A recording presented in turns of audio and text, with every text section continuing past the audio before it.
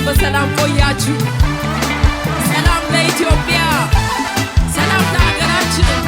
አውዳመቱ ሲመጣልን በዓመቱ ኩራታችን ስንኖር በሀገርኛ በሕይወታችን ደስታ ፍቅር ሰፍኖ በምድራችን በምንወዳት ምድር በሀገራችን አሲና ገናዬን ስንጨፍር ጥምቀት ፋሲካውን ስናከብር ምንኛ ደስ ይላል። ያገርኛ አለው ልዩ ምስጢር